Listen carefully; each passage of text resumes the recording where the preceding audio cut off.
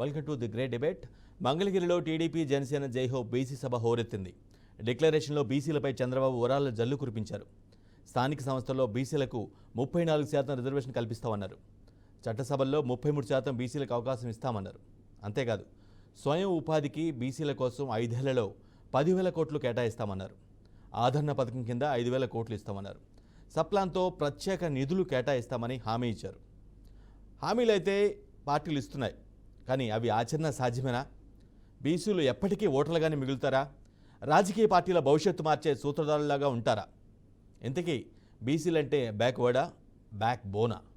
Right, ఇది ఇవాళ the great debate. ఈరోజు మంగళగిరి వేదికగా టీడీపీ జనసేన ఆధ్వర్యంలో జరిగిన జైహో బీసీ సభలో 10 అంశాలతో టీడీపీ అధినేత అంటే ఉమ్మడి టీడీపీ జనసేన ఇద్దరు కలిసి కూడా ఒక 10 అంశాలతో కూడినటువంటి ఒక బీసీ డిక్లరేషన్ ప్రకటించారు. ఆ బీసీ డిక్లరేషన్లో చాలా హామీలు ఇవ్వడం జరిగింది. రైట్, అవి ఎంత మేరకు హామీ ఆచరణకు వచ్చిన అవకాశం ఉంది, గతంలో ఎటువంటి కార్యక్రమాలు చేశారు, ఏ పార్టీ బీసీలకి ఎంత మేరకు పనిచేసింది, ఎంత మేరకు విలువిచ్చింది, ఎంత మేరకు ప్రాధాన్యత ఇచ్చింది అనే అంశంపై ఈరోజు డిబేట్ కొనసాగిద్దాం. డిబేట్లో పార్టిసిపేట్ చేసేందుకు మనతో పాటుగా ప్రముఖ రాజకీయ విశ్లేషకులు పెంటపాటి పుల్లారావు గారు, అదేవిధంగా జనసేన నుంచి లక్ష్మణ్ గారు జాయిన్ అవుతారు. అదేవిధంగా టీడీపీ నేత శ్రీనివాస్ చౌదరి గారు కూడా సిద్ధంగా ఉన్నారు. వైసీపీ నుంచి నాగరాజు గారు కూడా జాయిన్ అయ్యే అవకాశం ఉంది. రైట్, డిబేట్లోకి వెళ్ళే ముందు ఈరోజు బీసీ డిక్లరేషన్ సభలో మంగళగిరి వేదిక జరిగినటువంటి సభలో టీడీపీ అధినేత చంద్రబాబు ఉన్నారు. అదేవిధంగా జనసేన అధినేత పవన్ కళ్యాణ్ ఎటువంటి వ్యాఖ్యలు చేశారో విని చూసి నెక్స్ట్ డిబేట్ కొనసాగిద్దాం. ఇదొక హిస్టారికల్ డే. చరిత్రలో, తెలుగు జాతి చరిత్రలో చిరస్థాయిగా లిఖించదగ్గ రోజు. తెలుగుదేశం, జనసేన బడుగు బలహీన వర్గాలకు, ప్రత్యేకంగా వెనుకబడిన వర్గాలకు అండగా ఉంటామని సమిష్టిగా ఈరోజు ఒక డిక్లరేషన్ మీ ముందర పెడుతున్నాం. ఈరోజు ఆషామాషిగా ఇది రిలీజ్ చేయలేదు. 40 సంవత్సరాలుగా బీసీలకు అండగా ఉన్న పార్టీ తెలుగుదేశం పార్టీ. 10 సూత్రాలతో బీసీ డిక్లరేషన్ తీసుకొని మీ దగ్గరికి వచ్చాం. తెలుగుదేశం, జనసేన ప్రతి ఒక్కరు ఎవరైతే ఉన్నారో బీసీలకి 50 సంవత్సరాలకే పింఛన్ ఇచ్చే విధానానికి శ్రీకారం చుడుతున్నాం. ఇప్పుడుండే పింఛన్ మీరు ఒక్కసారి గుర్తుపెట్టుకోండి. రేపు రాబోయే రోజుల్లో ఈ 3,000 పింఛన్ని 4,000 రూపాయలు ఇచ్చే బాధ్యత తెలుగుదేశం, జనసేన తీసుకుంటాం. బీసీ సప్లాన్ ఏం తమ్ముళ్ళు పెట్టారా వీళ్ళని మిమ్మల్ని అడుగుతున్నా. 15,000 కోట్లు సంవత్సరానికి చెప్పారా లేదా అని అడుగుతున్నా మిమ్మల్ని. 15 రూపాయలు పెట్టారని అడుగుతున్నా మిమ్మల్ని. కానీ ఈ రోజు మేము ఒకటి ఆలోచిస్తున్నాం. సంక్షేమ కార్యక్రమాలు ఇస్తూనే సంపద సృష్టించే మార్గం మీకు చూపించాలనే ఉద్దేశంతోనే సబ్ ప్లాన్ ద్వారా 1,50,000 కోట్లు 5 సంవత్సరాల్లో పెట్టే బాధ్యత మాది. సంవత్సరానికి 30,000 కోట్లు చొప్పున 5 ఏళ్లలో 1,50,000 కోట్లు పెడతామని చెప్పి కూడా మీకు తెలియజేస్తున్నా. రిజర్వేషన్ ఉండాలి. 25% ఉంటే కాదు, 40-34% ఉండాలని ఆ రోజు తెలుగుదేశం పార్టీ ఆధ్వర్యంలోనే రిజర్వేషన్లు పెంచాం. జగన్మోహన్ రెడ్డి వచ్చిన తర్వాత 34 నుంచి 25%కు తగ్గించాడు. దగ్గర 16,800 మంది పదవులు కోల్పోయారు. వైసీపీ పాలన వచ్చినప్పటి నుంచి దాదాపు 23 నుంచి 26,000 మంది బీసీల పైన కేసులు పెట్టారు. 300 మంది బీసీలని చంపేశారు. ఇక అచ్చెన్నాయుడు గారు లాంటి బీసీ నాయకుల మీద ఎలాంటి దాడులు జరిగినాయో లోకేష్ గారు చెప్తున్నట్టుగా గుంటూరు జిల్లాలో జరిగిన సంఘటన, అమర్నాథ్ గౌడ్ అక్కని ఏడిపిస్తా ఉంటే అడ్డుకున్నందుకు వైసీపీ నాయకులు చెరుకు తోటలోకి తీసుకెళ్లి పెట్రోల్ అంటించి చంపేశారు. చాలా హృదయం కలిచివేస్తుంది. పట్టించుకునే వాళ్ళు లేరు, మాట్లాడేవాళ్ళు లేరు. వైసీపీలో ఉన్న బీసీ నాయకులు కూడా మీరు కూడా ఒకసారి పునరాలోచించుకోవాలి. గుడ్డిగా గనుక వైసీపీ నాయకులు వెనకేసుకొస్తే కులానికి కూడా ద్రోహం చేసిన వాళ్ళు అవుతారు. నేను రామ్ మనోహర్ లోహియా గారి సిద్ధాంతాలకి ఆకర్షితులైన వాడిని. బీసీలకి సాధికారత ఉండాలి, ఇవన్నీ ఆలోచించేవాడిని. బీసీలకి మిగతా కులాలకి ఐక్యత ఉండాలి. కేవలం సంఖ్యాబలం ఉన్న బీసీ కులాలే కాదు, అల్పసంఖ్యాక బలం ఉన్న బీసీ కులాలకు కూడా ఎక్కువ అభివృద్ధి రావాలి. బీసీ కులాలన్నిటికీ ఎంతసేపు యాచించే స్థాయి నుంచి శాసించే స్థాయిలో బీసీ కులాలు ఉండాలి మనస్ఫూర్తిగా ఆకాంక్షించేవాడిని, కోరుకునేవాడిని. బీసీ కులాలు భారతదేశపు సంస్కృతికి సాంప్రదాయాలకి వెన్నెముక. బీసీ కులాలు లేని సమాజం, బీసీ కులాలు లేని భారతదేశం మనం ఊహించుకోలేం. భారతదేశం సంస్కృతి సాంప్రదాయాలని కాపాడుతుంది మెజారిటీ బీసీ కులాలే కాపాడుతా ఉన్నాయి. రైట్, అది మంగళగిరిలో జరిగినటువంటి టీడీపీ జనసేన జైహో బీసీ సభలో ఇద్దరు పార్టీ అధినేతలు కూడా తాము ఏం చేయబోతున్నాము, ప్రజెంట్ వైసీపీ పాలన ఏం జరుగుతుందనే విషయాన్ని స్పష్టంగా చెప్పే ప్రయత్నం అయితే చేశారు. రైట్, ఇదే అంశంపై డిబేట్ కొనసాగిద్దాం. డిబేట్లో మనతో పాటుగా ముందుగా అందరికీ గెస్టులందరికీ నమస్కారం అండి. రైట్, శ్రీనివాస్ చౌదరి గారు, మీరు బీసీలకి మొదటి నుంచి కూడా ప్రాధాన్యత ఇచ్చిన టీడీపీ అని చాలా బలంగా మీ అధినేత చెప్పుకొస్తున్నారు. ఈరోజు డిక్లరేషన్లో భాగంగా ఒక 10 అంశాలను స్పష్టంగా ప్రకటించారు. దీని ద్వారా ఖచ్చితంగా బీసీల అభ్యున్నతి జరుగుతుందని ఆయన వాదన.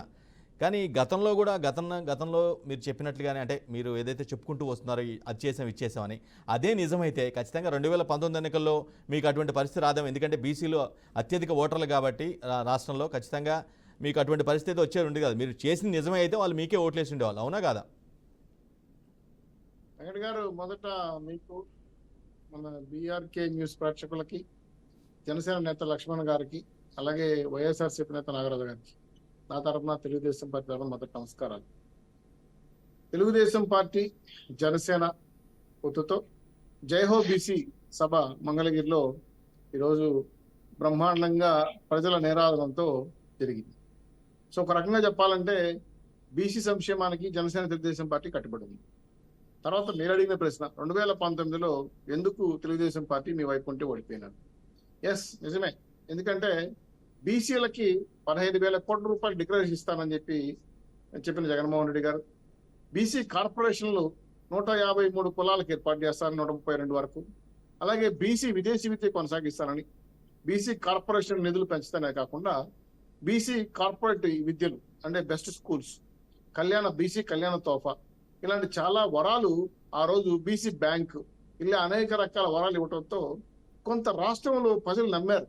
రాజశేఖర రెడ్డి గారు లెగసీ కదా, జగన్మోహన్ రెడ్డి గారు చేస్తారేమో అని సామూహికంగా ఆంధ్ర రాష్ట్ర ప్రజలు మోసపోయారు. ఒక్క ఛాన్స్ అంటే ఇచ్చేశారు. సో దాంతో దిమ్మ తిరిగి రాష్ట్ర ప్రజలకు బొమ్మ కనపడింది. ఈరోజు బీసీలకి పెద్దపేట అసెంబ్లీ కింద కత్తిపేటేసి మొత్తం 52 కార్పొరేషన్ చీల్చి చెండాడి ఉచ్చగ్రహాలుగా మార్చేసి 5,000 రూపాయలు కూలికాళ్ళగా మార్చేసి కుర్చీ లేకుండా సప్లాన్ నిధులు కూడా పక్కదారి మళ్ళిచ్చేసి ఆ 15,000 కోట్లు గాలి కలిపేసి ఈరోజు రాష్ట్ర వ్యాప్తంగా చదువు లేకుండా, విదేశీ విద్య లేకుండా, ఉపాధి అవకాశం లేకుండా బడుగు బలహీన వర్గాలైన బలిజ సామాజిక వర్గం కావచ్చు, క్షత్రియ సామాజిక వర్గం కావచ్చు, అలాగే విశ్వబ్రాహ్మణ సమాజం కావచ్చు, నాయి బ్రాహ్మణ కావచ్చు, అనేక రకాల బీసీ కులాలన్నీ కూడా ఈరోజు గతంలో రజకులకు కూడా మేము సబ్సిడీ కింద 90% అనేక రకాల పనిముట్లు ఇచ్చాం. దాన్ని పూర్తిగా వదిలేశారు. సో పూర్తి స్థాయిలో బీసీ నిధులన్నీ కూడా పక్కదారికి వెళ్ళిపోవడంతో రాష్ట్రం అప్పుల పాలైంది.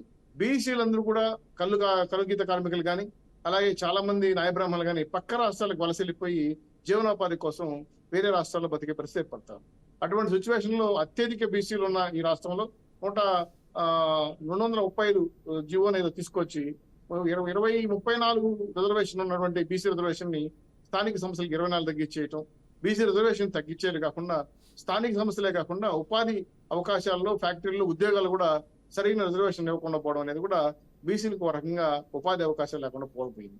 అవన్నీ చూసిన తర్వాత ఏదో రాజశేఖర రెడ్డి గారు కొడుకు కదా, ఏదో ఫస్ట్ టైం ఒక ఛాన్స్ ఇచ్చాడు, గెలిచాడు. 5 ఏళ్ల తర్వాత దాని ఫలితం కనపడింది.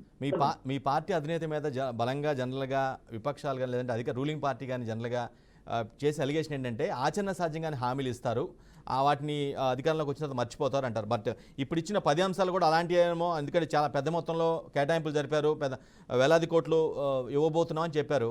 ఇది ఆచరణ సాధ్యమేనా అసలు? వెంకట గారు మంచి ప్రశ్న ఇచ్చారు.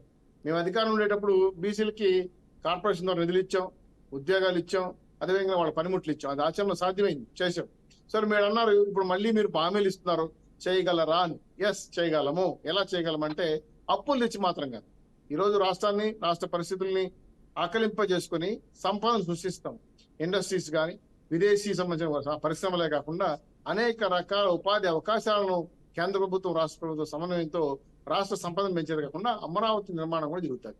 సో ఇవన్నీ తర్వాత బీసీ సామాజిక వర్గాలకు ఉపాధి అవకాశాలు కార్పొరేషన్ ద్వారా ఇవ్వడం కాకుండా సప్లా నిధులు కూడా కేటాయించి 10,000 కోట్ల రూపాయలు 50 ఏళ్లకే పింఛన్లు కేటాయించి అనేక రకాలుగా వాళ్ళ ఆర్థికంగా ఆదుకోవడానికి బెస్ట్ స్కీమ్స్ అనేవి కూడా అమలు చేయడంతో సంపద సూచిస్తాం, అందులో బడుగు బలహీన వర్గాలకు సహాయం చేస్తాం. అంతేగాని ఈరోజు సచివాలయాల్ని, అదేవిధంగా సెక్రటరియట్లని, రాష్ట్రంలో ఉన్నటువంటి ప్రభుత్వ సంస్థల్ని, స్కూల్ని, పార్కుల్ని, అది కలెక్టరేట్లని, ఎంఆర్ ఆఫీసులు తాకట్టు పెట్టి డబ్బులు తెచ్చి పప్పుల బిళ్ళలాగా రాష్ట్రాలు right. పనిచేసి ఈ అప్పులు పెంచుకోవడం కోసం రాష్ట్రపతి చేసిన కుట్రల్ని ఖచ్చితంగా భగ్నం చేయాలి.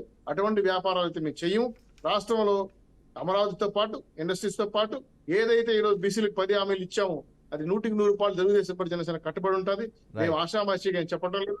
మీ అందరి సాక్షిగా మంగళగిరి వేదికగా రాష్ట్ర ప్రజానికానికి బీసీ బ్యాక్ బోన్ గా ఉంటుంది, బ్యాక్వర్డ్ కాస్ట్ కాదు. ఒకప్పుడు తెలుగుదేశం పార్టీ ఇప్పటి వరకు బీసీలకు పుట్టినీళ్ళుగా ఉంది. అందుకే ఈ రోజు ఇప్పుడు నమ్మి ఈ రోజు ఇంతమంది వచ్చారంటే ఎంతో మంది, ఇంతమంది మీకు గమనించారు, పవన్ కళ్యాణ్ గారు చెప్తూ ఒక మాట చెప్పాడు, 26,000 మంది పైన బీసీల మీద కేసులు పెట్టారు, మా అధ్యక్షుల మీద కేసులు, ఎస్టీసీ కేసులు వేశారు. 300 మంది బీసీలు చంపేసింది ఈ ప్రభుత్వం.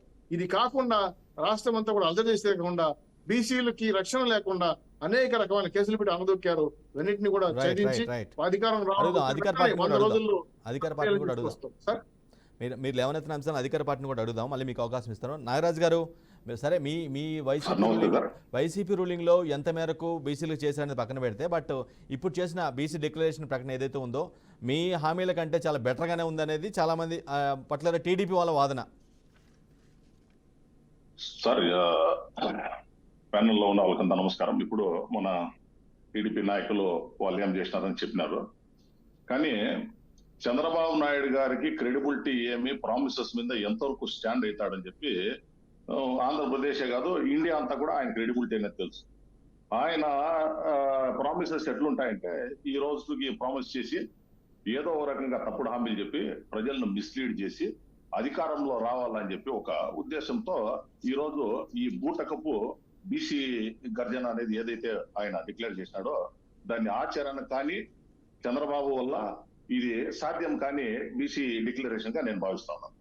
ఎప్పుడు కూడా చంద్రబాబు నాయుడు గారు ఎలక్షన్స్ లో, ఇప్పుడు లాస్ట్ ఎలక్షన్స్ లో వాళ్ళు 23 సీట్లు పడిపోవడానికి కారణం ఏమంటే ఈ లేడీస్ కి రుణమాఫీ చేస్తామని చెప్పినాడు, డ్వాక్రా రుణమాఫీ ఎంతవరకు చేసినాడు, రైతులకు రుణమాఫీ చేస్తామని దానికి ముందు గవర్నమెంట్ వచ్చినాడు, దాన్ని ఎంతవరకు చేసినాడు, ఇంకా ఈ మన రైతులకి బంగారం అంతా తీసుకొని వచ్చి వాళ్ళకి ఇండ్లలో ఇచ్చేస్తామని చెప్పి టీవీ యాడ్లు అవి ఇవి ఇచ్చి లాస్ట్ ఎలక్షన్ లో వచ్చి లాస్ట్ కి ఎలక్షన్ అయిపోయినాక ఆ ఏదైతే మేనిఫెస్టో ఉందో దాన్ని కూడా ఆన్లైన్ లో నుంచి డిలీట్ చేసే పరిస్థితి ఆ ఘనత టీడీపీ పార్టీకే చెందుతుంది. ఈ రోజు కూడా ఏదో ఒక రకంగా ప్రజా ఆమోద్యం ఉన్న గవర్నమెంట్ ని తోసి వీళ్ళు రావాలని చెప్పి ఈ తప్పుడు హామీలో నాగరాజు గారు కేసులు పెట్టడం, దాడులు చేయడం తప్పించి మీరు కూడా ఏం చేయలేదనేది వాదన, టీడీపీ కానీ జనసేన కానీ వాదన. సార్ ఒక నిమిషం సార్, ఇప్పుడు బీసీ అయినంత మాత్రాన దోచుకోవచ్చని చెప్పి రాజ్యాంగంలో ఏమన్నా ఉందా? అచ్చెన్నాయుడు గారు కేసులో కాంక్రీట్ ఎవిడెన్స్ వచ్చి సిఐడి ఇన్వెస్టిగేషన్ చేసి ప్రీమియర్ గా దానికి ఇన్వెస్టిగేషన్ లో ఆయన పాత్ర ఉందని చెప్పి ఆయన మీద కేసు బనాయించడం జరిగింది. ఇక్కడ ఇండియన్ కాన్స్టిట్యూషన్ లో either he maybe SC, ST, BC, minority ఏదన్నా కూడా కావచ్చు, కరప్షన్ అనేది ఎక్కడా కూడా అవకాశం లేదు. ఎవరైతే గవర్నమెంట్ లో ఉంటారో వాళ్ళు ప్రమాణం చేసేది ఏం చేస్తారంటే, మనము ట్రాన్స్పరెంట్ గా గవర్నమెంట్ రన్ చేస్తామని చెప్పి అందరూ కూడా కన్సిడర్ చేస్తారు. దాంతో ఆయన అవినీతి కేసులో ఆధారపడితే దాంతో బీసీ గేమ్స్ సంబంధం ఉంది. ఎవరైనా ఇప్పుడు క్యాస్ట్ చూడరు, కరప్షన్ ఛార్జెస్ వచ్చినప్పుడు ఎస్సీ అయినా కూడా ఆయన ఛార్జ్ చేస్తారు, బీసీ అయినా కూడా ఛార్జ్ చేస్తారు, మైనారిటీ అయినా కూడా ఛార్జ్ చేస్తారు. దాంతో అచ్చెన్నాయుడు గారి ఎవిడెన్స్ ఉందని చెప్పి కోర్టుకు తీసుకొచ్చినారు. కోర్టు ఆయన పాత్ర ఉందని చెప్పి నమ్మింది కాబట్టి ఆయన రిమాండ్ చేసింది. రిమాండ్ చేస్తే కూడా దొంగచాటుగా నేను హాస్పిటల్లో ఉంటానని చెప్పి హాస్పిటల్లో ఉన్నాడు, మళ్ళీ బెయిల్లో ఉన్నాడు. ఇప్పుడు కేసు నడుస్తా ఉంది. దీంతో బీసీకి ఈ అవినీతి కేసులకి సంబంధం ఏం సార్ ఉంటుంది? చట్టం దాని పని దాన్ని చేసుకుంటా పోతా ఉంటుందని చెప్పి మీకు అందరికీ కూడా తెలిసిందే. అందులో భాగంగా ఇది జరిగిందే గానీ స్పెసిఫిక్ గా బీసీని చూసి టార్గెట్ చేసినారనేది ఇది తప్పుడు ఆరోపణ. దీన్ని తీవ్రంగా నేను ఖండిస్తా ఉన్నాను. బీసీలకి వైసీపీ పాలనలో ఏం మేలు జరిగిందంటే మీరు ఏం సమాధానం చెప్తారు సార్? ఇప్పుడు అంతదు సార్, ఇప్పుడు జనరల్ సీట్స్ లో కూడా బీసీ క్యాండిడేట్లు ఇస్తున్నారు మా ఘనత. రీసెంట్ గా మీరు తీసుకుంటే నరసరావుపేట సీట్ లో ఇప్పుడు మా లావు కృష్ణదేవరాయలు ఉన్నారు. ఆయనకి ఏం చెప్పినారు, ఇంకో చోట మీరు పోటీ చేయండి, ఇక్కడ ఒక బీసీ క్యాండిడేట్ మనం ఇవ్వాలన్నారు. ఎందుకంటే అక్కడ ఉన్న ఆ అసెంబ్లీ కాన్స్టిట్యున్సీస్ అంతా కూడా రెడ్డిసే ఉన్నారు కాబట్టి ఒక ఎంపీ సీటు ఒక బీసీకి ఇవ్వాలని చెప్పి ఆయనకి చెప్తే ఆయన పార్టీ ఈ రోజు మారి తెలుగుదేశంకి వచ్చే పరిస్థితి వచ్చింది. ఈ రోజు ఒక బీసీలకి ఎంతమందిని డిప్యూటీ సీఎం పోస్ట్ ఇస్తా ఉన్నారు, ఈ రోజు మినిస్టర్స్ గా బీసీలకి ఎంతమందికి అవకాశం ఇచ్చినారు. ఇప్పుడు ఈ 175 కాన్స్టిట్యూన్సీస్ లో సరే, ఎంతమంది చట్టసభల్లో BC ఇస్తా ఉన్నారు. రైట్, నాగరాజ్ గారు, ఇదే చిత్తు సుద్దు సార్. నాగరాజ్ గారు, ఇదే చిత్తు మీ సుద్దు. పాయింట్ ఇదే మా ఏకీభవిస్తాను, గవర్నమెంట్ మీ చిత్తు పాయింట్ సుద్దు ఏకీభవిస్తాను. BC చట్టసభల్లో ఎంత ఉంది అని చెప్పేసి మీ పాయింట్ ఏకీభవిస్తాను. చట్టసభల్లో మీరు బాగానే కేటాయించారు. కానీ బీసీల రాష్ట్రంలో అత్యధిక ఓట్ల శాతం ఉన్నట్టు బీసీల అభ్యున్నతి కోసం ఎలాంటి యాక్టివిటీస్ చేశారు మీ గవర్నమెంట్? వెంకట గారు చిన్న సబ్మిషన్. సార్ ఒక నిమిషం సార్ మీరు సబ్మిషన్ మళ్ళీ చేస్తారు. మీరు చెప్పినారు మీ పాయింట్ అంతా. ఇప్పుడు సమాధానం చెప్పండి, మీరే చెప్పండి. ఎందుకంటే వెంకట గారు కూడా మిస్గైడ్ చేసి ఇప్పుడు ఒక మాట అన్నారు, చట్టసభల్లో బీసీలకి బ్రహ్మాండ ప్రాఖ్యత ఇచ్చారని. వెంకట గారు అది పదం కరెక్ట్ కాదు. ఎందుకంటే 16,500 పైచులకు సర్పంచులు ఉప సర్పంచులు వెళ్లకుండా చట్టసభల్లోకి వెళ్ళనికుండా అడ్డుకొని రిజర్వేషన్ చేసింది. 34 ఈ తప్పుడు ఆరోపణలు తప్పుడు లెక్కలు మీకే అర్థం ఎందుకు అవుతాయి. తీసేసారు చెప్పాలి వాళ్ళు. రైట్, నాగరాజ్ గారు, మీకు ఆన్సర్ ఉందా? సార్ బీసీలకు ఇప్పుడు సభ్య సమాజము ఇప్పుడు ఇది తెలిసిన పుస్తకం మా గవర్నమెంట్. బీసీలకి ఏం చేసిందని చెప్పి బీసీలకి ఇప్పుడు టీవీ డిబేట్ లో ఒకసారి మనం వాదించుకునేది కాదు, ప్రజలకు పోయినారంటే బీసీలకి ఏం మేలు జరిగిందని బీసీలు చెప్తారు సార్. ఇప్పుడు బీసీ కార్పొరేషన్ చేసి బీసీలకు సంవత్సరానికి 15,000 కోట్లు అనేది కేటాయించి వాళ్ళ అభివృద్ధికి తోడ్పడతా ఉండే గవర్నమెంట్ మా వైఎస్ఆర్ కాంగ్రెస్ పార్టీ గవర్నమెంట్. ఈ రోజు చంద్రబాబు నాయుడు గారు కొత్తగా హామీ ఇస్తా ఉన్నారు, మేము 30,000 కోట్లు మేము చేస్తాము, 1,50,000 కోట్లు. చంద్రబాబు నాయుడు గారు ఈ రోజు ఏం చెప్తా ఉన్నారు, సంక్షేమం తీసేవాళ్ళు అంటా ఉన్నారు, ప్రజల్లో డబ్బులు లేవు అంటా ఉన్నారు, మళ్ళా వస్తే సంపద సృష్టిస్తామంటా ఉన్నారు. అంటే వీళ్ళు డే 1 వస్తానే సంపద రాత్రికి రాత్రి వచ్చేస్తుందా, లేకపోతే ఈ ఇచ్చిన హామీలంతా కూడా ఎట్లా చేయగలుగుతారు? ఆర్థిక పరిస్థితి సరిగ్గా లేదని చెప్పి ఈ మేనిఫెస్టోనే మళ్ళా డిలీట్ చేసే పరిస్థితి ఒకవేళ వాళ్ళ గవర్నమెంట్ లోకి వచ్చిందంటే. కాబట్టి ఇవంతా ఆచరణ కనిసేద్దామో అందరికీ కూడా ప్రజలకంతా తెలుసు చంద్రబాబు నాయుడు గారు ఏమని. కాబట్టి ఈ రోజు వాళ్ళు ఏం చెప్తే కూడా నమ్మే పరిస్థితి ఎవరు. రైట్, లక్ష్మణ్ గారు, సరే మీరు మీ టీడీపీ జనసేన అలయన్స్లో ఉన్నారు కాబట్టి ఉమ్మడిగానే సభలో పాల్గొంటూ ఉన్నారు. కానీ ఈ 10 అంశాలు ఏవైతే ఉన్నాయో మీ పార్టీ అధినేతతో చర్చించే ప్రకటించాలనుకుంటున్నారా? ఎందుకంటే రేపు ఇవన్నీ అమలు కాబట్టి మీరు కూడా దోషులు అవుతారు కదా, మీ పార్టీ అధినేత కూడా. వెంకట గారు, ముందుగా మీకు అలాగే ప్యానల్ ఉన్నటువంటి పెద్దలకి, బీఆర్కే ఛానల్ వీక్షకులకి యాజమాన్య హృదయపూర్వక నమస్కారాలు. ఖచ్చితంగా అండి, పవన్ కళ్యాణ్ గారితో చర్చించిన తర్వాతనే ఈ 10 ప్రాథమిక ఏవైతే ఉన్నాయో బీసీల గురించి 10 సూత్రాలు కూడా తెరపైకి తీసుకొచ్చారు చంద్రబాబు నాయుడు గారు. ఈ రోజున బీసీలు కోరుకోవటనండి, ఏ పార్టీ అయినా సరే, ఏ పార్టీ అవనండి, భారతదేశంలో అవనండి, ఏ రాష్ట్రంలో అవని, ఎవరి పార్టీ పెట్టినా సరే ఎస్సీ ఎస్టీ బీసీ మైనార్టీ ఈ నినాదాన్ని ఖచ్చితంగా వాళ్ళు వాడుతారు. ఎందుకంటే ఈ దేశంలో అత్యధికంగా ఉన్నటువంటి జనాభా ఓటు శాతం బీసీలు, ఎస్సీ ఎస్టీలు. ఇందులో బీసీలు 153 కులాలు ఉంటాయి మన ఆంధ్రప్రదేశ్లో. జగన్మోహన్ రెడ్డి గారు 56 మరి బీసీ కార్పొరేషన్ చైర్మన్లుగా పెట్టారు. వాళ్ళకి జీతాలు కూడా ఇవ్వట్లేదని తెలుస్తుంది. అంటే జగన్మోహన్ రెడ్డి గారు ఏదైతే మరి బీసీలకి పెద్దపేట వేస్తాను, బీసీల్లో చట్టసభల్లో ఎక్కువ చట్టసభల్లో కూడా ఎక్కువ సీట్లు ఇస్తానని చెప్పినటువంటి జగన్మోహన్ రెడ్డి గారు, ఇందులో చెప్తా ఉన్నాం, ఏదైతే టీడీపీ హయాంలో ఉన్నటువంటి 34% రిజర్వేషన్ కూడా వీళ్ళు 24% తగ్గించి దాదాపుగా 16,500 మంది, ఇందులో మా సోదరులు చెప్పినట్టుగా ఆ సర్పంచ్లు అవనివ్వండి, ఎంపీటీసీ ఇవన్నీ కూడా వాళ్ళని స్థానిక ఎన్నికల్లో కూడా పోటీ చేయడానికి కూడా చాలా దారుణంగా నెట్టివేసిన పరిస్థితి. అయితే నేనేమంటానంటే ఈ రోజున బీసీలకు కూడా రక్షణ చట్టం ఉండాలి. ఎందుకంటే ఈ రోజున చూస్తూ ఉన్నామండి, ఒక రజకులు, ఒక సాకుల వాడు బట్టలు ఉతుకున్న వాడిని చాలా సులకనగా చిన్న చూపుగా చూస్తారండి. అలాగే కుమ్మరి అది చూస్తే వడ్డెర, ఇలాగా కొన్ని జాతులు ఉన్నాయండి బీసీలో. వాళ్ళ మంగళి అంటే నాయి బ్రాహ్మణి, వీళ్ళందరినీ కూడా ఈ సమాజంలో కొంత చిన్న చూపు చూసే అవకాశం ఉంది. వాళ్ళ గురించి ఎవరైనా కొంచెం పదజాలం, కొంచెం పదజాలంతో మాట్లాడే అవకాశం ఉంటుంది.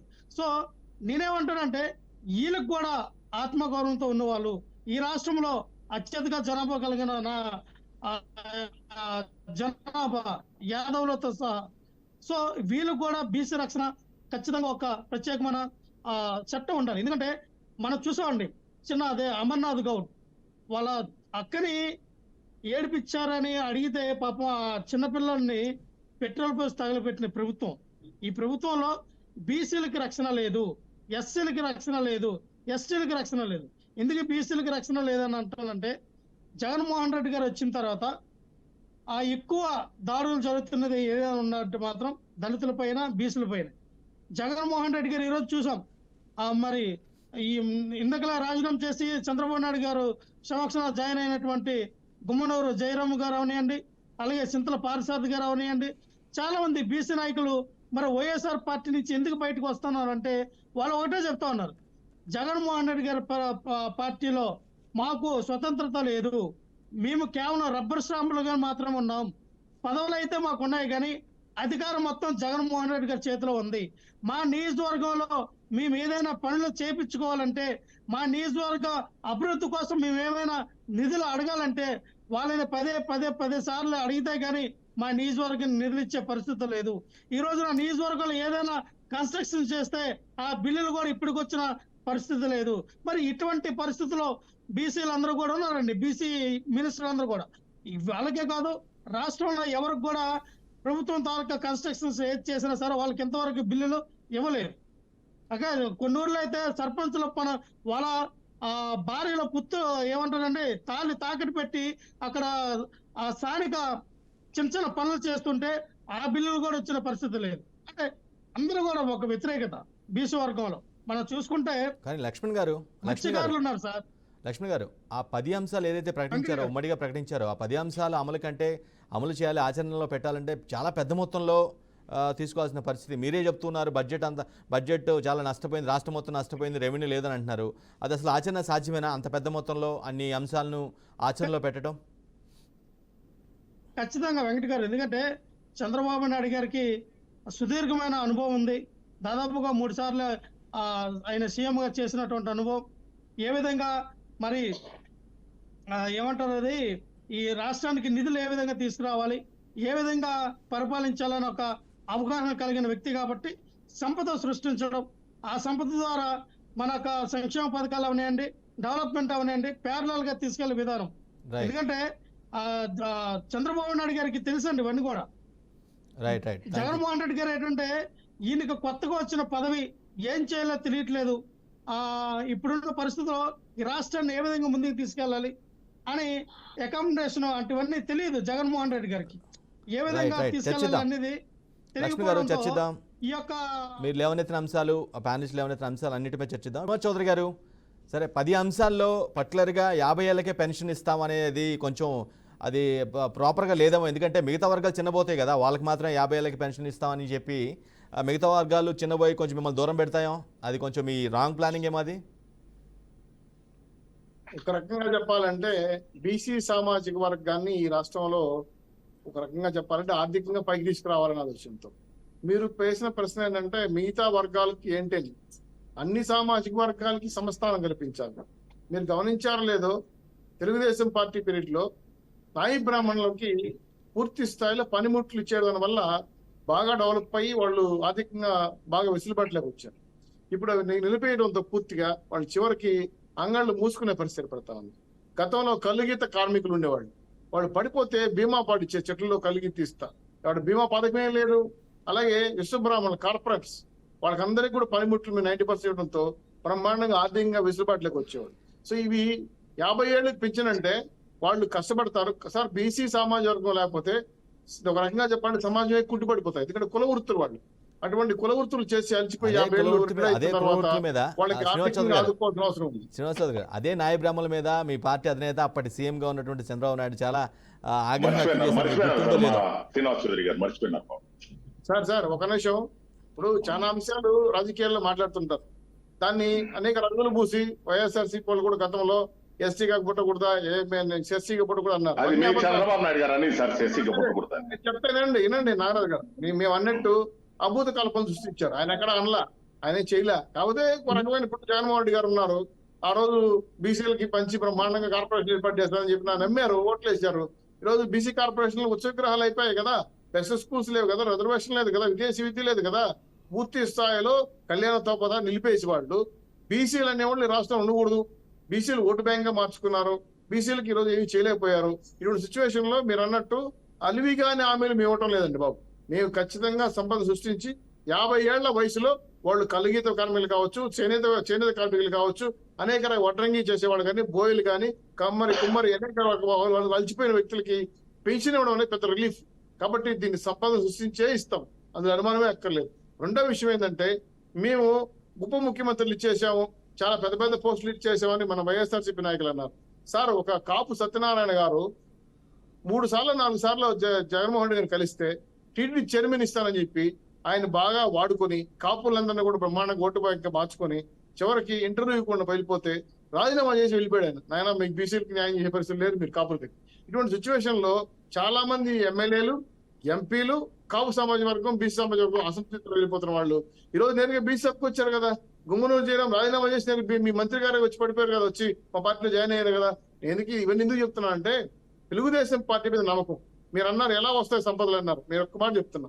ఒకప్పుడు 5 నిమిషాలు 5 సెకండ్లు ఇంటర్వ్యూ బిల్ గేట్స్ కానీ బిల్ క్లింటన్ కానీ గంటల తరబడి ఆంధ్ర రాష్ట్రంలో కూర్చొని పెట్టుబడులు పెట్టారు. చంద్రబాబు నాయుడు గారు అంటే బ్రాండ్ అంబాసిడర్, జగన్మోహన్ రెడ్డి గారు అంటే బ్రాండ్లెస్ అంబాసిడర్.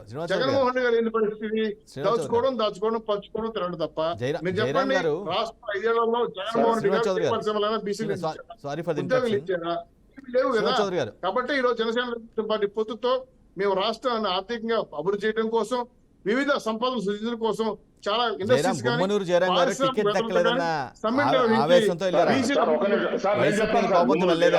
శ్రీనివాస్ చౌదరి గారు, గుమ్మనూరు జయరాం గారు ఆయన ఆశించిన టికెట్ దక్కలేదు కాబట్టి పక్కెళ్ళి నట్టుకున్నారు తప్పించి ఏదో వైసీపీని తిట్టినట్టుగా బాగా కోపం పెట్టినట్లయితే లేదు.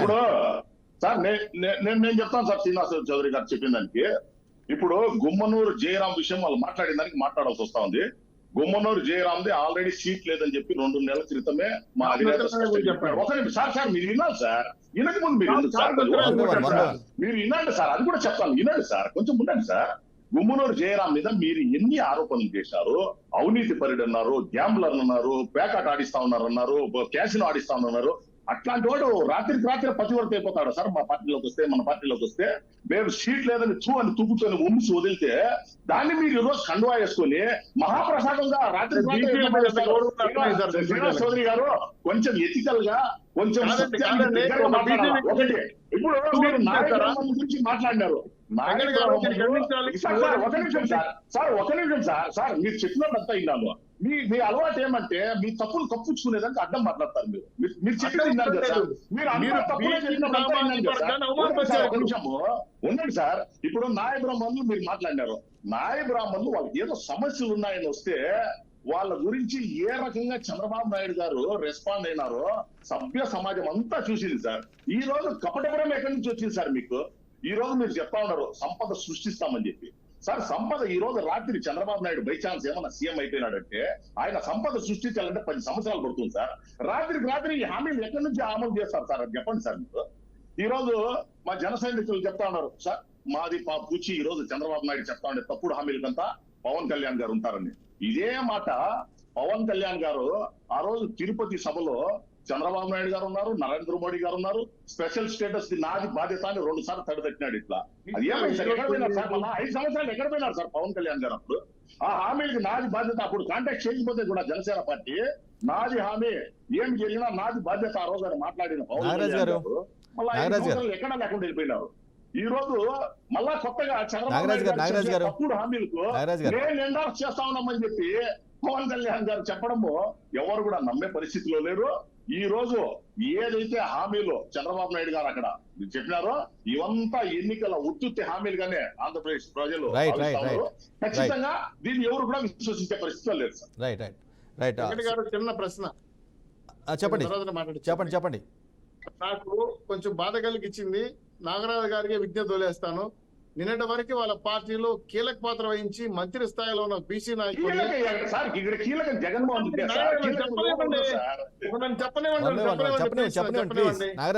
మంత్రి గారు ఈరోజు వెంకట గారు ఒక మంత్రి స్థాయిలో వ్యక్తి రాజీనామా చేసిన తర్వాత ఆయన బీసీ నాయకుడు తెలిసిన తర్వాత కూడా కాకరించి ఉంచడం అనేది బీసీ సమాజ వర్గాన్ని తీవ్రంగా అవమానించడం. దయచేసి నాగరాజు గారు ఓటు వెనక్కి తీసుకుంటే వాళ్ళ విజ్ఞతకి వదిలేస్తాను. ఎందుకంటే గురించి నేను చెప్పాల్సిన అవసరం లేదు. నేను ఇప్పుడు ఇప్పుడు మీరు ఒక బీసీ మంత్రి మీద ఆరోపణలు చేసినప్పుడు గ్యాంబ్లర్ అన్నప్పుడు ఈ విజ్ఞత ఎక్కడికి పోయింది? మేము గెలుస్తున్నామన్నా క్యాసినో కింగ్ అన్నా కరప్షన్ కింగ్ అని మీరు ఆరోపించినా ఒకసారి మీరు గుమ్మును వహిస్తా ఉండే ఎమ్మెల్యే ప్లీజ్ ఇద్దరిని రిక్వెస్ట్ చేస్తున్నాను, ఒకేసారి మాట్లాడొద్దు ప్లీజ్. డిబేట్ లో పుల్లారావు, పెంటపాటి పుల్లారావు గారు జాయిన్ అయ్యారు, ప్రముఖ విశ్లేషకులు. పుల్లారావు గారు, మంగళగిరి వేదిక టీడీపీ జనసేన ఉమ్మడి పార్టీ రెండు కూడా ఒక 10 అంశాలతో డిక్లరేషన్ చేశాయి. అందులో చాలా అంశాలను ప్రస్తావించారు, చాలా పెద్ద మొత్తంలో ప్రస్తావించిన పరిస్థితి అయితే ఉంది. అవన్నీ ఆచరణ సాధ్యమేనా? మీరేమనుకుంటున్నారు? మెయిన్ థింగ్ ఏమిటంటే, మనం మిత్రులందరూ చెప్పేది వింటా వచ్చాను బై మిస్టేక్. నేను యూట్యూబ్ది మీ బటన్ నొక్కాను 15 నిమిషాల క్రితం నుంచి. ఎక్స్క్యూజ్ మీ, జూమ్ అది ఐ మిస్డ్ అవుట్. అదేంటంటే ఇప్పుడు బీసీలు అంటున్నారు. ఒకటి, భారతదేశంలో స్వతంత్రం వచ్చాక సామాజిక మార్పు గత 1000 సంవత్సరాల్లో ప్రపంచంలో ఎక్కడా జరగలేదు. 1000 సంవత్సరాలు మీరు చరిత్ర తీసుకుంటే ఈ 75 సంవత్సరాలు భారతదేశంలో అంత మార్పు తీసుకొచ్చారు. సామాజిక మార్పు, సోషల్ ట్రాన్స్ఫర్మేషన్ ఎక్కడ, అన్ని కమ్యూనిటీస్ ఎక్కడా లేదు ప్రపంచంలో. నేను చెప్తున్నా, ఇది అమెరికాలో లేదు. రిజర్వేషన్స్ అనుకోండి, ఎఫర్మేటివ్ యాక్షన్ అంటే అందరికీ ఇవ్వటం, ఇవన్నీ చేయటం. విశేషమైన దేశం, అన్ని చేస్తున్నారు. కొత్తగా బీసీఎస్కి ఏదో ఇస్తున్నారంటే వాళ్ళు ఇస్తారు, వీళ్ళు ఇస్తారు. ఇది పెద్ద కాంపిటీషన్. అంతేగాని వాళ్ళకి మొత్తం ఇన్కమ్ పెరగాలంటే, సమాజంలో చేంజ్ రావాలంటే ఇదేదో రిజర్వేషన్స్ ఇచ్చామంటే జరిగేది కాదు. ఎమ్మెల్యేలు ఉంటారు, ఎమ్మెల్యేలు వెళ్ళిపోతారు, ఆ బీసీలు ఉంటారు. ముఖ్యమంత్రులు బీసీలు కూడా చాలామంది 6 ఉన్నారు ఈ దేశంలో ఈవేళ. ఆ రాష్ట్రాలు ఏమైనా ఇంప్రూవ్ అయిపోయినాయా? అంతా మామూలు ఈక్వల్గా పెరుగుతూ ఉంటాం. ప్రత్యేకంగా ఇప్పుడు బీసీఎస్కి 150 కమ్యూనిటీలు 140 ఉన్నాయి. కొన్ని కమ్యూనిటీ పేర్లు మనం వింటాం కానీ ఎప్పుడు చూసి ఉండవు. ఆ చిన్న చిన్న కమ్యూనిటీస్ వాళ్ళకి రెగ్యులర్గా వస్తుంది కానీ ఎక్కువగా వాళ్ళకి ఏం రావట్లేదు. తర్వాత అన్నీ బాగానే ఉన్నాయి కానీ ఇప్పుడు ఎమ్మెల్యేలు కూడా రిజర్వ్ చేయాలి, ఎంపీలు కూడా రిజర్వ్ చేయాలి, చాలా కష్టమైపోతుంది. ఎందుకంటే ఇది పాలిటిక్స్ ఉండదు ఈ దేశంలో అయితే ఈ లెక్క. అందువల్ల ఈ చేసేదంతా ప్రామిస్ చేసేది అన్ని పార్టీలు చేస్తున్నారు, అన్ని చేస్తున్నారు. వైఎస్ఆర్ చేస్తున్నారు, బీజేపీ చేస్తున్నారు, జనసేన చేస్తున్నారు, టీడీపీ చేస్తున్నారు. కొత్తగా ఏమన్నా చేస్తున్నారా అంటే నేను కొద్దిగా ఎవరికి ఐ డోంట్ థింక్ సో. ఇదంతా రూటీన్, చేసేదంతా రూటీన్. ప్యాకేజింగ్ చేస్తున్నారు. అన్నిటికంటే ముఖ్యం ఏంటంటే వ్యవసాయ కమ్యూనిటీస్కి తక్కువ చేస్తున్నారు అన్ని పార్టీస్. అందువల్ల ఈ చేంజ్ అనేది రావాలంటే ఓట్ల కోసం మభ్యపెట్టే ప్రయత్నం అనుకోవచ్చా ఇలాంటి వాటిని? పుల్లారావు గారు, ఏమంటారు? ఓట్ల కోసం మభ్యపెట్టే ప్రయత్నం అనుకోవచ్చు అంటారా? అంతే కదా. ఇది అంటే వాళ్ళు బాధపడతారు, ఇది మీకు ఇది చేస్తున్నాం, అది చేస్తున్నాం అంటే అది ఏ పార్టీ? టీడీపీ జనసేన కదా, ఏ పార్టీ అయినా సరే, ఏ పార్టీ, వైసీపీ కావచ్చు, ఇంకే పార్టీ అయినా సరే, వేరే పార్టీ అయినా సరే. తర్వాత మీకు చిన్న విషయం ఏంటంటే 150 కమ్యూనిటీస్ ఉన్నాయి బీసీస్. మనకి ఎన్ని కనపడతాయి? 5, 6 కనపడతాయి, అంతే కదా. ఇక్కడ అంతే, తెలంగాణ అంతే. ఉత్తరప్రదేశ్లో 3, 4 కమ్యూనిటీస్ కనపడతాయి బీసీస్. మిగతా కమ్యూనిటీస్ టూ స్మాల్గా ఉంటారు, చెదిరిపోయిన వాళ్ళు కాబట్టి వాళ్ళకి ఏం బెనిఫిట్స్ లేవు. ఇప్పుడు ఫర్ ఎగ్జాంపుల్ మిమ్మల్ని అడుగుతున్నా సరదాగా, అతిరాసు అనే కమ్యూనిటీ పేరు మీరు విన్నారా? అది వెస్ట్ గోదావరిలో, ఈస్ట్ గోదావరిలో 2 మండలాలు ఉన్నారు. 60,000 మంది. నాకు ఒక గంగిరెద్దులు, బట్టిరాజులు, ఇలా చాలా చిన్న కమ్యూనిటీ. తెలగపావులు, సరే మేదర్లు పెద్ద కమ్యూనిటీ అనుకోండి. ఎంత కొద్దిగా మనం మంచిది కానీ అని చూడాలి. ఏదో తర్వాత ఒక బీసీ మంత్రి ఉన్నాడు, లేకపోతే ఎదురున్నారు, అంత ఎఫెక్టివ్ కాదేమో. సొసైటీలో అందరూ పెరిగితే వీళ్ళకి బెనిఫిట్ వస్తారు. ఆదాయం పెంచేది ఉన్నదా? అది ఇప్పుడు నరేంద్ర మోడీ గారు ప్రధానమంత్రి అయ్యాక వ్యవసాయాన్ని ఇన్కమ్ డబుల్ చేస్తానని చేయలేకపోయాడు. 45%, 50% వరకు రూరల్ ఏరియాస్లో ఉండి వ్యవసాయం మీద ఆధారపడే వాళ్ళకి ఆ ఇన్కమ్ డబుల్ అవుతే విశేషమైన ప్రాస్పెరిటీ దేశానికి వచ్చేది. ఇవన్నీ 1000 రూపాయలు నీకు 2000, 3000 ఇచ్చేది అక్కర్లేదు, అంత ఆదాయం వచ్చేది. అది చేయలేకపోయారు కదా. మోదీ గారు చాలా చేస్తున్నారు, చేయట్లేదు అంటలేదు, అది చేయలేకపోయారు కదా. సో నేను ఆశించేది ఏంటంటే జనసేన అవునాయి, టీడీపీ అవునాయి, వైఎస్ఆర్సీ ఇన్కమ్ ఎలా పెంచుతారు, ఇన్కమ్ వాళ్ళకి ఏ స్కిల్స్ ఇస్తారు, వాళ్ళు వ్యవసాయం చేస్తున్నారంటే హై వాల్యూ క్రాప్స్కి మారుస్తారా? వరి వేసే బదులు ఇంకో పంటకి హై వాల్యూ చేస్తారు. అది కనపట్లేదు. కొంచెం నాకు థింకింగ్ ఆ మేనిఫెస్టోస్ రాసిన వాళ్ళు, పాత Right. మేనిఫెస్టోస్ పుల్లారావు గారు, రాసిన వాళ్ళని పుల్లారావు గారు, తీసుకొస్తారా? ఈ 10 అంశాలు మీరు విని ఉంటారు, లేదంటే మా స్క్రీన్ మీద చూసే ఉంటారు. ఈ 10 అంశాలు చాలా పెద్ద మొత్తంలో, అంటే ఎక్కువ మొత్తం స్పెండ్ చేయాల్సిన అవసరం ఉంది ఇవన్నీ కూడా అమల్లోకి రావాలంటే. ఇప్పుడు రాష్ట్ర ఏపీ ఉన్న పరిస్థితుల్లో అది సాధ్యమేనా పుల్లారావు గారు? అంటే ఒకటి మనం ఒక మేనిఫెస్టో వాళ్ళు ఇచ్చాక చేస్తారని భావించుకోవాలి, ఫేర్గా చెప్పాలంటే. ఇప్పుడు లేకపోతే మేనిఫెస్టోస్ అంతా ఫ్రాడ్ అంటే ఇంక మనకు కష్టం. వాళ్ళు ఏదో రకంగా అమ్మేయచ్చు, చేయొచ్చు, అప్పులు తీసుకురావచ్చు, చేస్తారు కొంతవరకు అది భావిస్తాం. తర్వాత పొలిటికల్ పార్టీస్ చేసే ట్రిక్ ఏమిటంటే, ట్రిక్ అందరికి తెలుసు, వాళ్ళ ఆ స్కీమ్ ఒక 5 లక్షల మందికి ఇవ్వాలంటే 1 లక్ష మందికి ఇస్తారు, మేము ఇచ్చేసాం కదా అంట. అలాగే తెలంగాణలో Exactly. మేకలు గొర్రెలు ఇచ్చేవన్నారు, ఆఖరికి 5% పీపుల్ కూడా రాలేదు. 5% వరకు ఇచ్చారు, 10% వరకు ఇచ్చారు. సో అది చేస్తారు. క్రియేటివ్ బడ్జెట్ అంటారు. క్రియేటివ్ అంటే కొంచెం తెలివితేటలుగా బడ్జెటింగ్ చేస్తారని మనం అనుకుందాం. చేస్తే అయిపోయిందా? నేను ఇందాక చెప్పింది, ఇన్కమ్ పెంచకుండా మొత్తం రాష్ట్రంలో ఎలాగా రైట్. ఇన్కమ్ పెంచాలి కదా. ఇన్కమ్ పెంచితే అందరికీ బెనిఫిట్, వీళ్ళకి బెనిఫిట్ వస్తారు. కానీ దాని మీద వెళ్తూ లేదు. అది కొద్దిగా విచారం. సరే అది చేస్తూ ఉంటున్నారు. దాని తర్వాత చిన్న వ్యూ అండి, యూనివర్సల్గా అందరికీ చేస్తే యూనివర్సల్గా అది బెనిఫిట్. ఆర్థిక వ్యవస్థ ప్రకారంగా కరప్షన్ ఉండదు. ఫర్ ఎగ్జాంపుల్, కేసీఆర్ 2015 నవంబర్లో మొత్తం రైతాంగానికి రైతు బంధువు అన్నారు. 500 ఎకరం వాళ్ళకి ఇచ్చారు. 300 ఎంతమంది ఉన్నారు అలాంటి వాళ్ళు? 5%, 3% ఉంటారు. కానీ కరప్షన్ లేదు కదా. ఇంక ఎంఆర్ఓ దగ్గరికి వెళ్ళి సర్టిఫికేట్లు మార్చుకుని ఏం చేయకుండా అది యూనివర్స్. ఆ డబ్బు పల్లెటూళ్ళు ఖర్చు పెట్టారు, కాంపౌండ్ వాల్స్ కట్టారా, ఇల్లు కట్టారా, ఫ్యాన్లు వేసుకున్నారా, అది ఆటోమేటిక్గా ప్రాస్పెరిటీ వస్తుంది. అలా చేస్తే బాగుండును అదే నా రైట్. లక్ష్మణరావు గారు, అయితే ఇన్నైతే ప్రకటిస్తున్నారు, ఇన్నైతే హామీలు అయితే ఇచ్చేస్తున్నారు, పెద్ద మొత్తంలో కేటాయిస్తాం, నిధుల రూపంలో పంపిస్తాం, లేదంటే పెన్షన్ ఇస్తామని చెప్తూ ఉన్నారు. కానీ పుల్లారావు గారు చెప్పినట్టుగా వాళ్ళ ఇన్కమ్ జనరేట్ చేసేలా ఎటువంటి స్కీమ్స్ పెడితే బెటర్, కానీ ఇట్లా పంపకాలు చేసుకుంటే పోతే కరెక్ట్ కాదేమో. లక్ష్మణరావు గారు,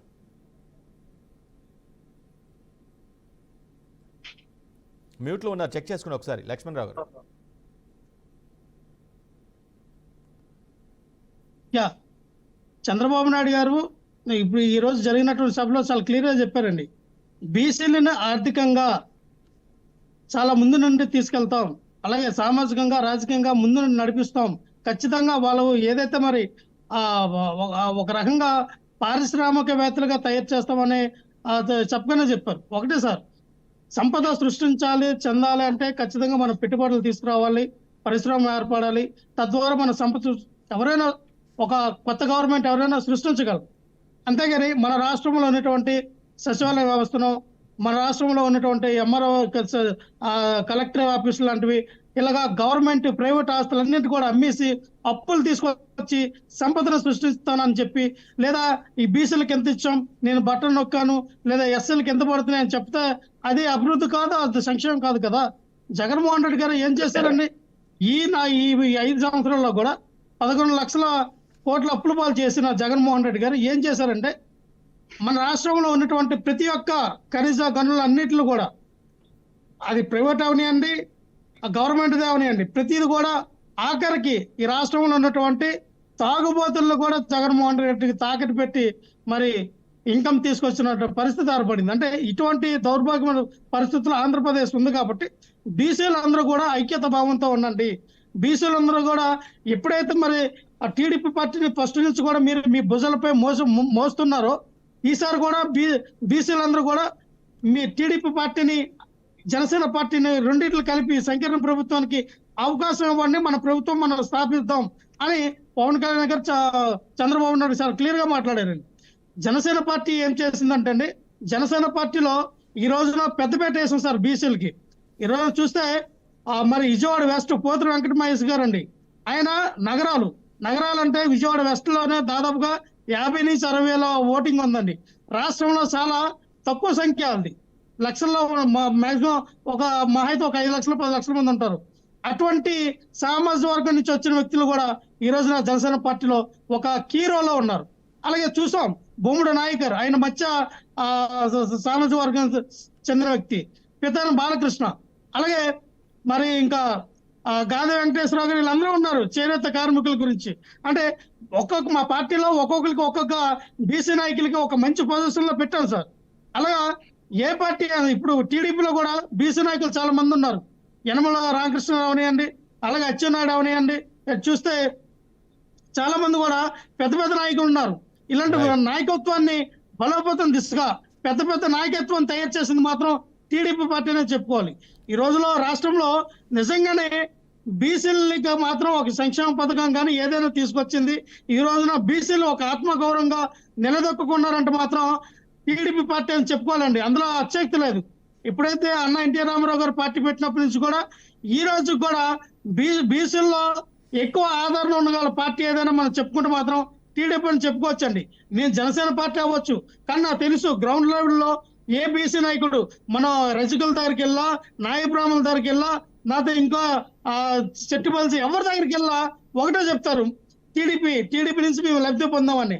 సో ఈ రోజున బీసీ వర్గాల్లో టీడీపీకి మంచి పట్టు ఉంది కాబట్టి ఖచ్చితంగా చంద్రబాబు నాయుడు గారు తీసుకొచ్చిన ఈ 10 సూత్రాలు కూడా అమలు చేయడానికి జనసేన పార్టీ కూడా మరి సహకరిస్తుంది. అలాగే వాళ్ళకి మద్దతు తెలుపుతున్నాం అండి. ఖచ్చితంగా 10కి 10 సూత్రాలు కూడా అమలు చేయాలని మేమైతే చంద్రబాబు నాయుడు కూడా కొన్ని పాయింట్లు కూడా మేము చేర్చాం. కొన్ని వడ్డీల జాతిలో ఉన్నట్టు వాళ్ళు కూడా చాలా ఇబ్బంది పడుతూ ఉన్నారు. వాళ్ళు కూడా ఒక మంచి స్థాయిలోకి తీసుకురావాలని పవన్ కళ్యాణ్ గారు కోరారు.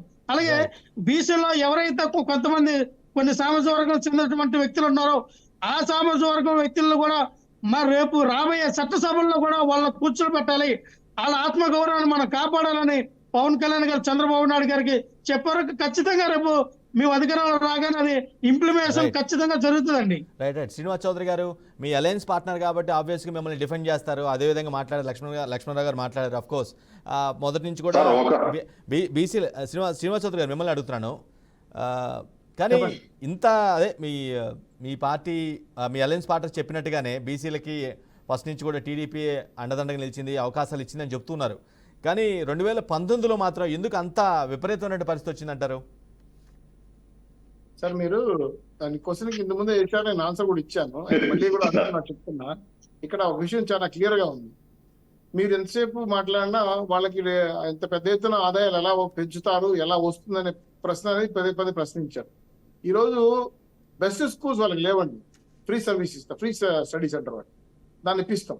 ఈరోజు భారతదేశంలో మన ఆంధ్ర లిటరసీ పరిస్థితి ఎంత తెలిసిన అరుణాచల్ ప్రదేశ్ కన్నా కింద, అంటే 28వ రాష్ట్రంలో ఉన్నాం. 56.4% అత్యంత లోయెస్ట్ లిటరసీ ఉన్న రాష్ట్రం ఏదైనా ఉంటే Andhra Pradesh. So MSME small scale industries పరిశ్రమలు పెట్టించి 90% సబ్సిడీ నిధుల కింద విద్యుత్ సరఫరా చేసి వాళ్ళ దగ్గర ఎకనామికల్ జోన్ సృష్టిస్తాం. ఇది కాకుండా ఐఏఎస్ కోచింగ్, విదేశీ విద్య, ఎటువంటి షరతులు లేకుండా విదేశీ విద్య, ఇవన్నీ చేయటం వల్ల ఒక చదువుకున్న విద్యార్థి ఒక పరిశ్రమ సాధించిన, ఒక ఉద్యోగం చేసిన, ఒక ఇండస్ట్రీ పెట్టినా తద్వారా ఆదాయం పెరుగుతుంది. ఇవన్నీ కూడా బీసీల అభివృద్ధి కోసం చేస్తున్న పథకాల్లో భాగంగా ఈరోజు ఇచ్చాం. అలాగే 19లో ఓడిపోవడానికి కారణం ఏంటంటే అలివిగాని హామీలే. ప్రధానంగా బీసీలకి పెద్ద ఎత్తున హామీలు ఇవ్వడంతో అవి చివరికి జరగకపోవడంతో చివరికి జనాలందరూ కూడా మళ్ళీ ఇది కాదు, ఇది జగన్మోహన్ రెడ్డి గారు నమ్మిన తర్వాత ఈ రోజు మేము పుట్టి మునిగిపోయని చెప్పి ఈ రోజు పెద్ద ఎత్తున మళ్ళీ బీసీ సామాజిక వర్గంతో ఒకటవుతా ఉంది. అనేక మంది తెలుగుదేశం పార్టీ జాయిన్ అవుతున్నారు. ఈరోజు వలసలు ఏ పార్టీ సైట్ ఉన్నాయని మీకు తెలుసు. సో విజయం ఎవరు వరిస్తామన్న విషయం కూడా మీకు తెలుసు. కాబట్టి బీసీ సామాజిక వర్గంలో విద్యార్థులు చదువు, ఇండస్ట్రీస్, పరిశ్రమలే కాకుండా వాళ్ళ కుల వృత్తుల్ని ప్రధానంగా కళ్ళు ఉక్కిత కార్మికులు కావచ్చు, నాయి బ్రాహ్మణ మిత్రులు కావచ్చు, కార్పొరేటర్స్ విశ్వబ్రాహ్మణులు కావచ్చు, రాళ్లు కొట్టే వడ్డీ సమాజం కావచ్చు, కుర్రవ, యాదవ, అదేవిధంగా అనేక రకమైన సబ్ కాస్ట్ ఉన్నటువంటి అందరికి కూడా వాళ్ళ కుల వృత్తుల్లో ప్రధానంగా మనం సబ్సిడీ ఇచ్చి లోన్లు ఇవ్వడం వల్ల సమాజం అభివృద్ధి చెందుతుంది. తద్వారా కొనుగోలు శక్తి పెరుగుతుంది, తద్వారా రాష్ట్ర జీడిపి పెరుగుతుంది, ఆదాయ జిఎస్టీలు పెరుగుతాయి. కాబట్టి ఈ రకమైన స్కేల్ అంటే నిపుణులైన ఆర్థిక నిపుణుల సలహాలు తీసుకునేది కాకుండా రాష్ట్ర వ్యాప్తంగా కులాల పొందికల్లో ఇప్పుడు కొన్ని కులాలు చాలా కొన్ని పాకెట్లోనే ఉంటాయి, అంటే రాష్ట్రం అంతా లేదు. ఒక వెస్ట్ గోదావరిలో, లేదా కృష్ణా జిల్లాలో, లేదా గుంటూరు జిల్లాలో, శ్రీకాకుళం కొన్ని పాకెట్లోనే ఆ కులాలు ఉన్నాయి. వాళ్ళని ప్రత్యేకంగా గుర్తించి వాళ్ళ అభివృద్ధికి ఏం చేయాలో, ఇప్పుడు ఉదాహరణకి రజకులు గతంలో మీరు చూడండి, గమనించారు లేదో, ఇస్త్రీ పెట్టలు బుక్కులు వేసుకొని చేసుకునేవాడు. కానీ తెలుగుదేశం వచ్చిన తర్వాత వాళ్ళకి వాషింగ్ మిషన్ ఇచ్చారు, కరెంటు ఇస్త్రీ పెట్టెలు ఇచ్చారు. తద్వారా వాళ్ళకి ఏంటంటే అనేక 200 యూనిట్ల వరకు కరెంట్ ఛార్జ్ కూడా ఫ్రీ చేశారు. తద్వారా వాళ్ళు ఆర్థికంగా ఎదిగారు. ఏమంటుందని పద్మశాలి కార్పొరేషన్ కూడా ఏర్పాటు చేయబోతాం. అదేవిధంగా రజిక్ కార్పొరేషన్ కూడా ఏర్పాటు చేసుకోవాలి. ఈ రోజు రజికులు ఆ స్థాయికి ఎదిగారంటే అప్పుడు టీడీపీ ఇచ్చిన అవకాశం, ఆర్థిక వెసులుబాటు. కాబట్టి ఇటువంటి వెసులుబాట్లతో దేశవ్యాప్తంగా అనేక ఇండస్ట్రీలు రకాల ప్రవృత్తులు, ఇప్పుడు చూడండి చెప్పులు కుట్టే వాళ్ళు కూడా ఎస్సీసీపీసీలు కావచ్చు. అదేవిధంగా ఈ రోజు నాయ బ్రాహ్మణులు కొన్ని సెల్యూస్ నడుపుతారు, పెద్ద కార్పొరేట్ సెల్యూస్. వాటిలంతా ఉద్యోగాల అవకాశం కల్పించవచ్చు, బెస్ట్ స్కూల్స్. కాబట్టి ఇవన్నీ దృష్టిలో పెట్టుకుంటే 100% బీసీలని, లక్షాధికారులని కోటీశ్వరులు బాధ్యత తీసుకుని 100% ఈ హామీలు అమలు చేయడానికి మేము కట్టుబడి ఉన్నాం. అది మీ సాక్షిగా. రైట్. నాగరాజ్ గారు, మీ పార్టీ గతంలో అంటే 2019 ఎన్నికలకు ముందు మీ పార్టీ అధినేత చాలా హామీలు ఇవ్వటం వల్లే అవి నమ్మి తాము చాలా చేసినప్పుడు కూడా జగన్ ఇంకేదో చేస్తారని చెప్పి ఓట్లేసారు తప్పించి ఆయన ఇప్పటి వరకు చేసింది ఏమీ లేదనేది ప్రధానంగా రెండు పార్టీలు కూడా వినిపిస్తున్న వాదన. సార్, ఇప్పుడు మా జగన్మోహన్ రెడ్డి గారు ఒక సింగల్ నివాదం, ఎక్కడ పోయినా ఏ సభకు పోయినా నా వల్ల మేలు జరిగింటేనే నాకు ఓటేయండి అంటాను. మీరు ఏదైతే బీసీలకు మా ముఖ్యమంత్రి గారు ప్రామిస్ చేసినారో అదంతా వాళ్ళకి చేరింది. కాబట్టి ఆ ధైర్యంతోనే ఈ రోజు జగన్మోహన్ రెడ్డి గారు ఓపెన్ గా చెప్తా ఉన్నారు, నా నుంచి మేలు జరిగింటేనే నాకు ఓటేయండి. నేను తప్పుడు హామీలు కానీ తప్పుడు పనులు కానీ నేను చేయలేదు, చేయబోను, నా వల్ల మేలు జరిగింటేనే ఓటేయండి అంటారు. That it self speaks what is Jaganmohan Reddy government. ఈ రోజు అప్పుల గురించి మాట్లాడుతా ఉన్నాం. అప్పులు ఈ రోజు ఇంత సంక్షేమం ఇస్తా ఉంటే ఒక నిమిషం సార్, ప్రతి పాయింట్ వాళ్ళు ఏదైతే పదే పదే చెప్తుంటారు కదా, అదే ఎస్సీ, అదే బీసీ, అదే ఎస్టీల మీద మీ పాలనలో దాడులు జరగలేదా? నిజాయితీగా ఆన్సర్ చెప్పండి సార్. ఇప్పుడు 2014 ఎలక్షన్ లో 114 హామీలు బీసీలకు ఇచ్చినారు చంద్రబాబు నాయుడు గారు. ఆ రోజు ఈ చదువుకున్న పిల్లలకి ఐప్యాడ్లు తీసిస్తామన్నారు. ఐప్యాడ్లు వచ్చినాయి ఎవరికన్నా బీసీలకు? లేదా ఫీజు రీఇంబర్స్మెంట్ చెప్పినాడు, వచ్చినాయా? 114 హామీల్లో ఒక్క హామీ కూడా ఆయన వాళ్ళకి దాన్ని ఫుల్ఫిల్ చేయలేదు. దానివల్లనే ఆ ఘోర పరాభవం అదైతే వాళ్ళకి వచ్చింది. బీసీల మీదనే కాదు సార్, ఇప్పుడు లా అండ్ ఆర్డర్ అనేది ప్రతి చోట జరుగుతూ ఉంటుంది. చిన్న చితక ఏదైనా ఉంటుంది, కానీ స్పెసిఫిక్ గా బీసీస్ టార్గెట్ చేయడం కానీ ఎస్సీస్ టార్గెట్ చేయడం కానీ చంద్రబాబు నాయుడు గారి గవర్నమెంట్ లో జరిగినంత మంది ఇక్కడ మా గవర్నమెంట్ లో అసలు జరగలేదు. దీనికి మీరు లా డిపార్ట్మెంట్ లో అడిగినంటే దాని స్టాటిస్టిక్స్ ఇస్తారు. ఇంకా ఈ రోజు జనసేన నాయకులు పాపం వాళ్ళ దుస్థితి ఎట్లా అంటే, టీడీపీ చాలా మేలు చేసిందే అంట. ఇంకా టీడీపీ అంత మేలు చేసినప్పుడు ఇంకొక పార్టీ పెట్టాల్సిన అవసరం జనసేనకు ఎందుకు వచ్చింది సార్? టీడీపీలోనే ఉండి చేసి వాళ్ళ ఏంటంటే మీకు బోనస్ సార్. ఇప్పుడు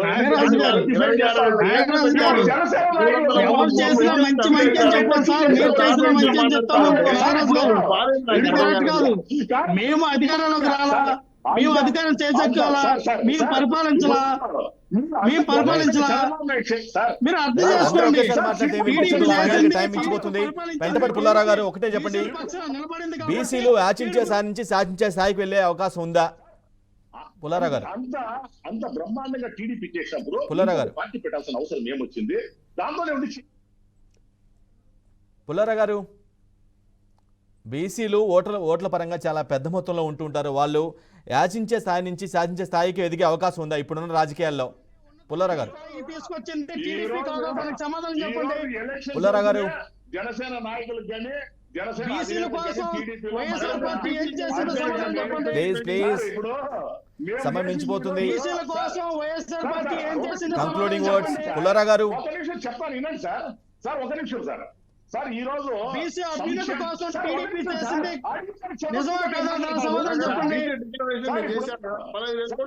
లేదు అందరికీ ప్లీజ్ ముగ్గురు ఒకేసారి మాట్లాడితే ఏమి వినిపించదు please. Thank you so much Pullarao గారు, అదేవిధంగా నాగరాజ్ గారు. సమయం మించిపోయినందువల్ల క్లోజ్ చేస్తున్నాం. శ్రీనివాస్ చౌదరి గారు టీడీపీ నుంచి, అదేవిధంగా జనసేన నుంచి లక్ష్మణరావు గారు. చాలా చాలా థ్యాంక్స్ అండి.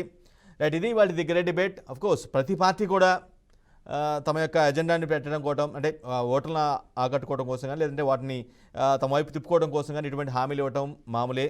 అంటే అఫ్ కోర్స్ అవి ఆచరణ సాధ్యం అయితే ఖచ్చితంగా మళ్ళీ అదే ఓటరు వారిని గుర్తుపెట్టుకుని ఓటేసే అవకాశం కూడా ఉంటుంది. రైట్, ఇప్పుడు టీడీపీ జనసేన ప్రకటించినటువంటి ఉమ్మడి ఏదైతే ఉందో 10 సూత్రాల మేనిఫెస్టో ఏదైతే ఉందో బీసీల కోసం, అది కూడా ఆచరణ సాధ్యం కావాలని మనం కోరుకుందాం. రైట్, ఇది వాటి దగ్గర డిబేట్. మరో డిబేట్లో మళ్ళీ కలుద్దాం. అప్పటివరకు చూసినారండి బీఆర్కే న్యూస్, తెలుగు సత్తా.